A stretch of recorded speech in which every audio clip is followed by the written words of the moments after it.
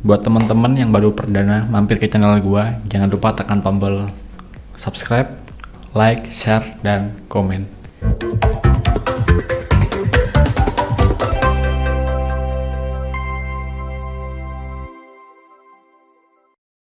Oke teman-teman, jadi pada kesempatan kali ini gua pengen sharing ke teman-teman semua tentang pengalaman gua selama kena asam lambung. Tapi video-videonya bakal gua jadikan beberapa part teman-teman ya. Jadi biar teman-teman lebih mudah memahami, biar nggak bingung, biar nggak campur aduk juga. Jadi nanti bakal gua kasih part 1, 2, 3 hingga sekian, hingga metode penyembuhan, cara menata pola pikir, cara menata pola istirahat, cara menata pola makan, dan juga gimana cara mengelola stres biar teman-teman lebih mudah memahami dan apa aja yang harus teman-teman lakukan. Oke, jadi seperti yang gue bilang di awal, jadi pada kesempatan kali ini gue cuma pengen sharing aja gimana sih awal mula gue kena asam lambung dan ansietas. Oke, jadi gini teman-teman, gue pertama kali kena asam lambung itu bulan Mei tahun 2018. Jadi tanggal 23 Mei hari Rabu malam itu gua awal mula gua opname di puskesmas terdekat, dan gua opname rawat inap itu selama 2 hari sampai tanggal 25 pagi gua baru boleh dinyatakan pulang. Jadi selama di puskesmas gua dinyatakan kena tipes teman-teman. Jadi gua sempat diambil sampel darah, gua di lab, dan gua dinyatakan kena tipes. Tanggal 25 pagi gua boleh pulang, dan nggak taunya tanggal 25 malamnya gua kena panic attack.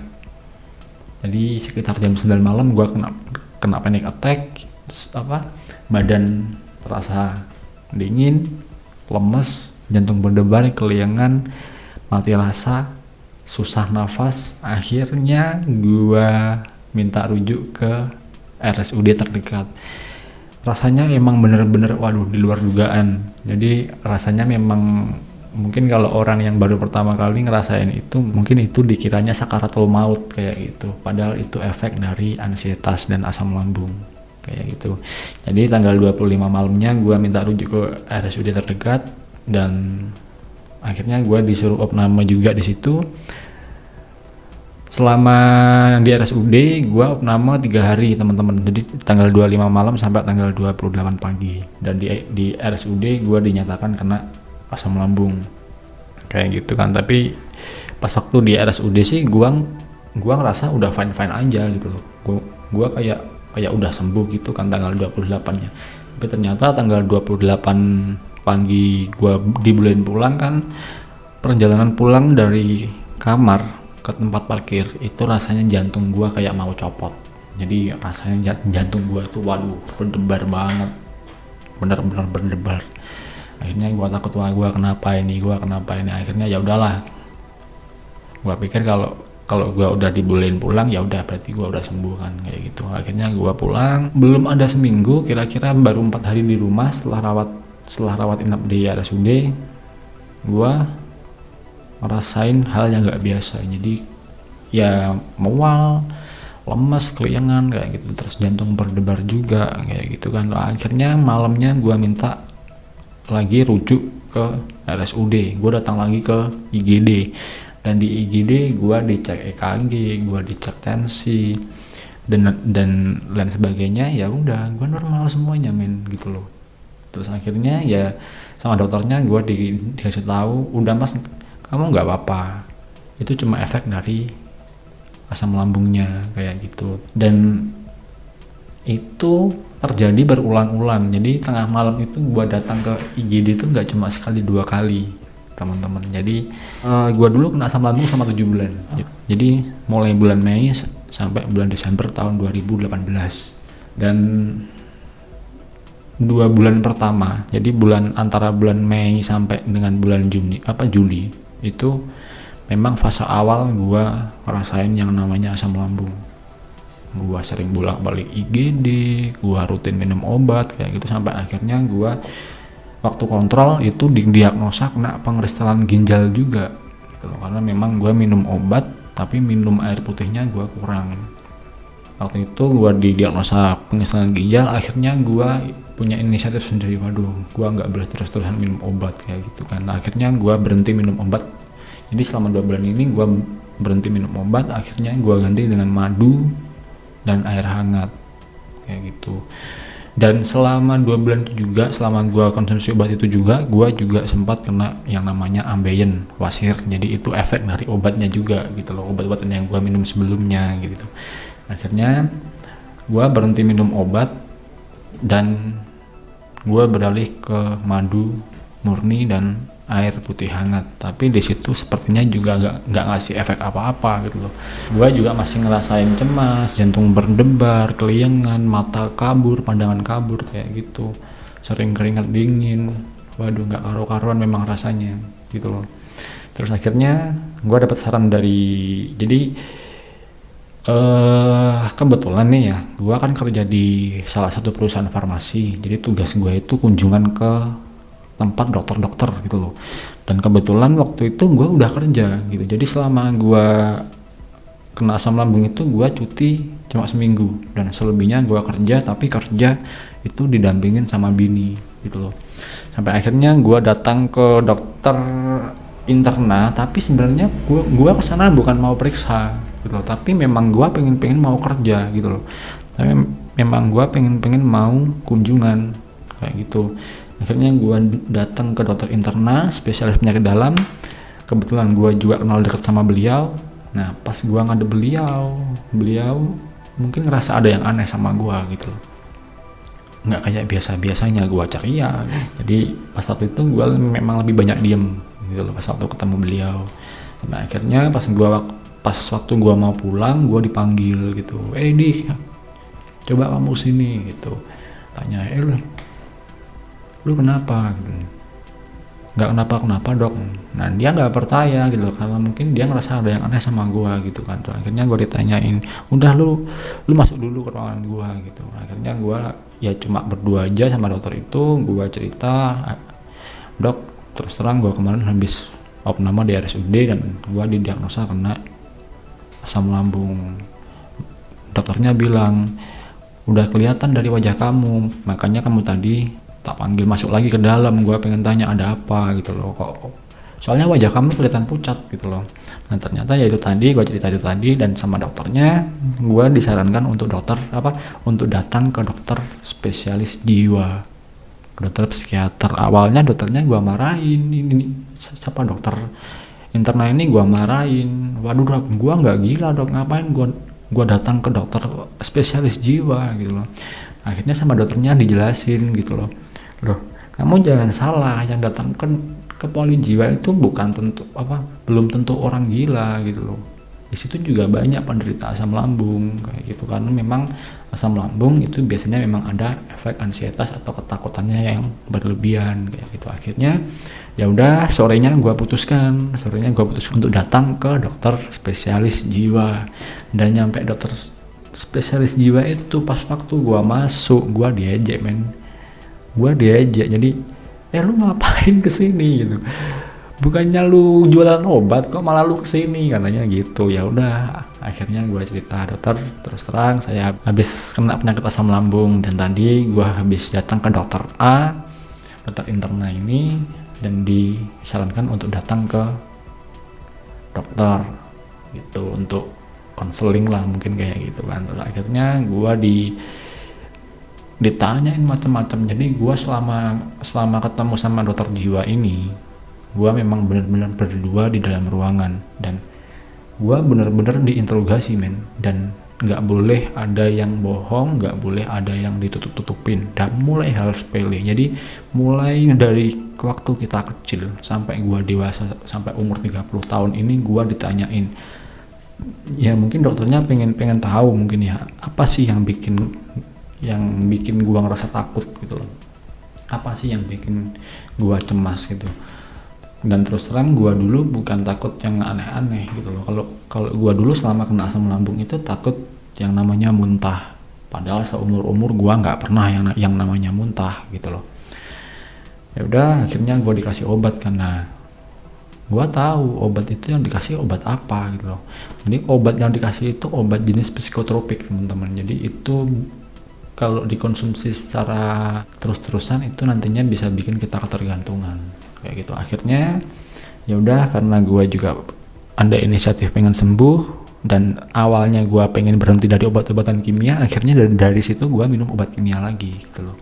Dan gue datang ke dokter spesialis jiwa ini cuma sekali ini aja, jadi ketika obatnya habis gue nggak balik lagi gitu. Dan kebetulan sebulan setelah itu obat gue habis kan, ya memang gue sengaja, gue nggak pengen datang lagi, gue nggak pengen kontrol gitu loh, nggak pengen kontrol ke dokter spesialis jiwa lagi gitu, karena gue nggak pengen ketergantungan sama obat-obatnya gitu.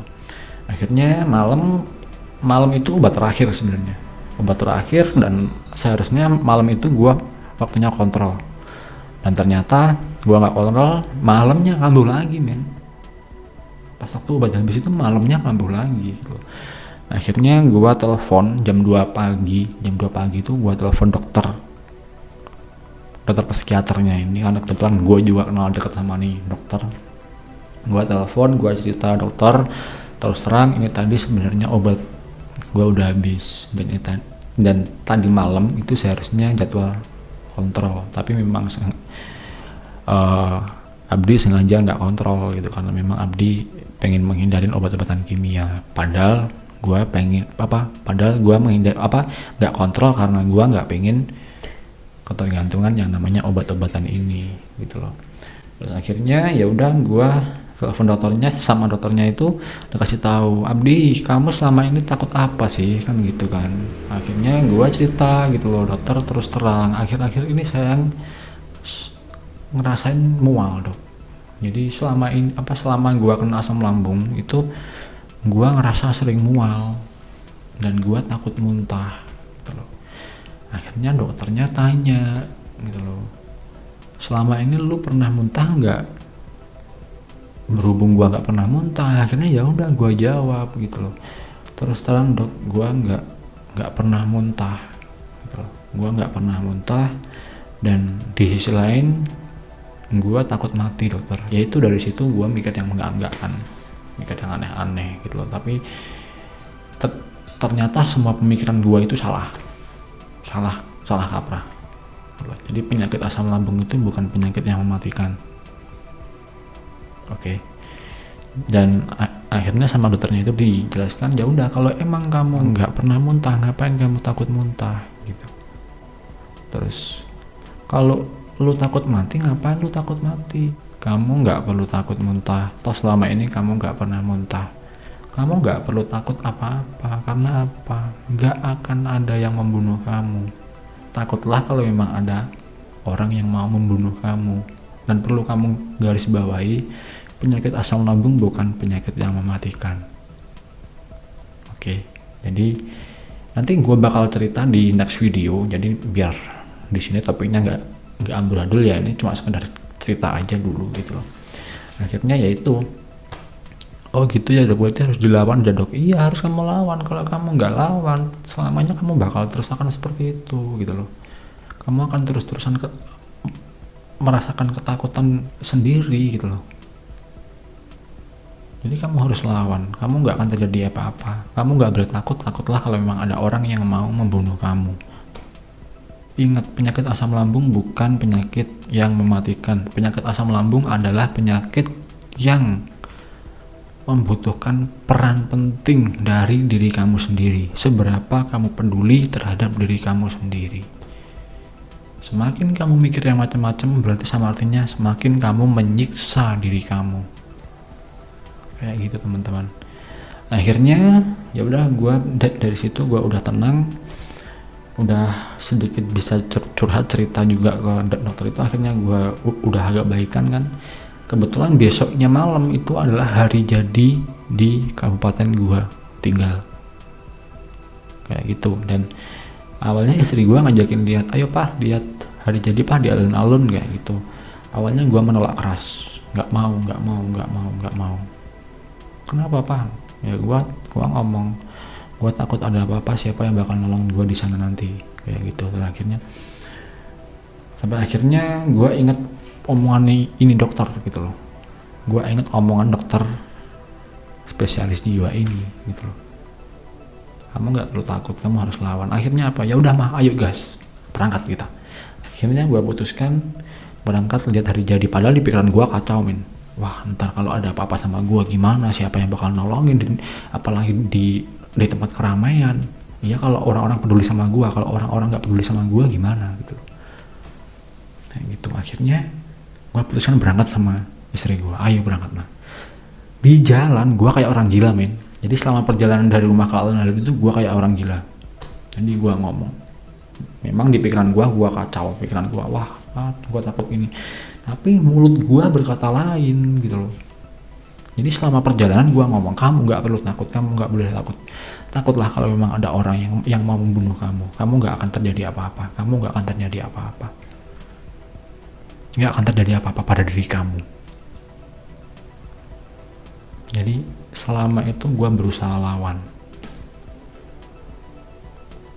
kayak gitu.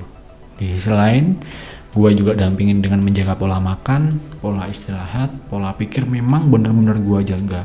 Termasuk cara mengelola stres pun nanti juga bakal gue share ke teman-teman semua, biar teman-teman lebih mudah memahami juga, biar topiknya gak amburadul di sini.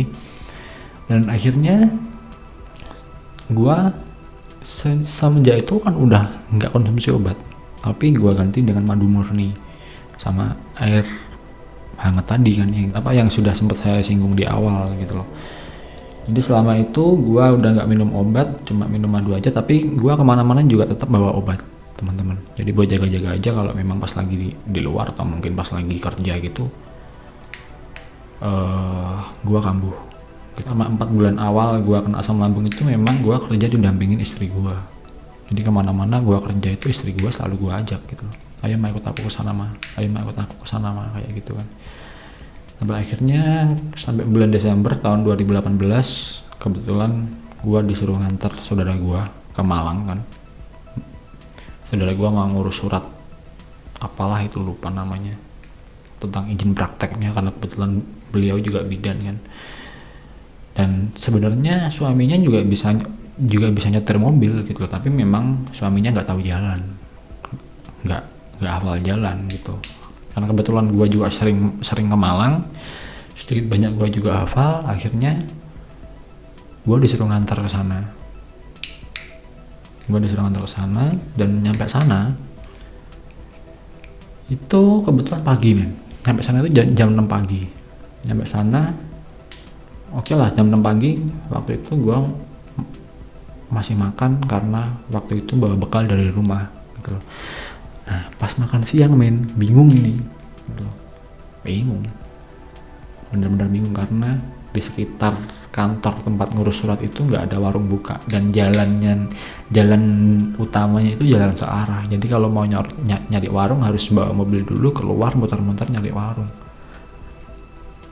Dan ya udahlah, daripada ngeluarin mobil dari parkiran, akhirnya gue jalan kaki hampir sekilo baru ketemu warung di situ. Karena memang kebetulan sebenarnya banyak warung gitu, tapi banyak yang tutup dan ada satu warung yang buka gitu. Dan gua nggak tahu itu warung apa, gua akhirnya masuk gitu aja. Dan ternyata itu warung gudeg men, warung gudeg. Padahal orang kena asam lambung itu nggak boleh makan gudeg kan. Gudeg itu nangka muda, nangka aja nggak boleh, apalagi nangka yang masih muda kan, kayak gitu kan. Wah di situ udah kacau pikiran gua. Waduh, nggak ada makanan, gua ketemu makanan kok yang gudeg gitu loh. Akhirnya gua putusin untuk pesan 1 porsi gitu. Tapi dalam pikiran gua udah kacau. Waduh, ntar jangan-jangan kambuh, apalagi gua nggak bawa obatnya ada di mobil gitu kan. Gua jauh dari mobil juga, kalau mau ngambil obat ntar gimana kalau ada apa-apa nih gitu. Akhirnya timbul di pikiran gua gitu loh. Gua berusaha mikir positif gitu loh. Ingat, asam lambung itu sifatnya korosif. Kalau kamu nggak makan, waktunya makan, kamu nggak cepetan makan, yang bakal digerus lambung kamu, kayak gitu. Sampai akhirnya ya udahlah, gue putusin untuk makan. Ya udahlah makan, ntar kalau memang kabur ntar diobatin gitu loh. daripada lambung gua yang kehajar sama asam lambung, dan gua nggak pengen kenapa-napa kan, akhirnya gua juga harus menjaga kondisi lambung gua kan gitu loh. Akhirnya gua makanlah tuh gudeg sama nasi gitu.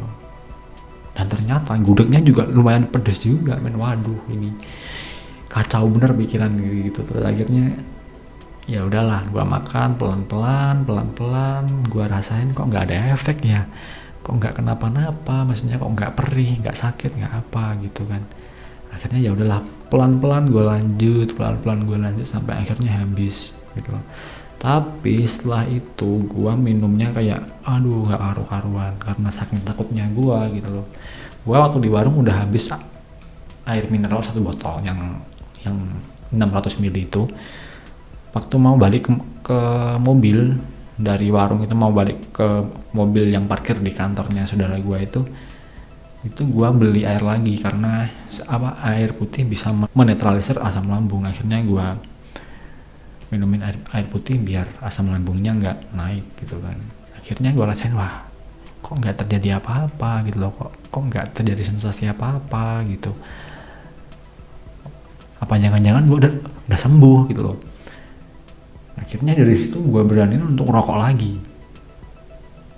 Habis itu gue beraniin ngerokok lagi. Jadi waktu itu gue beli rokok per batang itu, dari rokok per batang gue coba rokok dikit gitu. Udah nggak apa-apa ini, apa jangan-jangan gue udah sembuh gitu kan. Akhirnya gue pulang, nyampe rumah gue coba yang namanya minum kopi kok juga udah nggak apa-apa gitu kan. Wah, apa jangan-jangan gue udah sembuh nih ya gitu kan dalam pikiran gue gitu. Sampai akhirnya gue pas waktu kerja itu ke dokter internal yang tadi gue ceritain itu, gue suruh cek kondisi gue gitu loh. Dok, boleh minta tolong dok untuk dicekkan gimana sih kondisi lambung gue dengan USG yang dokter punya gitu loh. Akhirnya dokter, wah udah bagus kok semuanya, udah nggak ada apa-apa, kamu udah nggak apa-apa, ini kamu udah sembuh gitu. Dan akhirnya ya udahlah gitu loh, berarti gue memang udah sembuh gitu. Dan percaya nggak percaya, semua itu memang ada prosesnya men. Jadi di next video bakal banyak banget yang pengen gue ceritain ke teman-teman lagi. Jadi apa aja yang gue lakuin, apa aja yang disaranin sama dokter psikiater, gue ngelakuin apa aja, tipsnya seperti apa, banyak banget. Nanti bakal gue share satu persatu. Dan semoga teman-teman juga segera lekas sembuh yang saat ini juga masih kena asam lambung. Jadi ya teman-teman, jadi di samping ini merupakan bukti klaim rawat jalan gua di kantor gua kerja. Jadi memang waktu itu gua memang benar-benar kena yang namanya asam lambung kayak gitu. Oke teman-teman, jadi sekian video dari gua kali ini. Buat teman-teman yang udah mampir, udah nonton video sharing gua kali ini, terima kasih banyak. Buat yang belum subscribe, silahkan tekan tombol subscribe, karena di next video gua bakal bagikan ke teman-teman semua gimana cara gua menata pola makan gua, pola pikir gua, gimana cara mengelola stres, dan gimana cara mengatasi waktu terkena panic attack. Oke, jadi terima kasih banyak udah mampir ke channel gua. Sekian dari gua dan bye bye.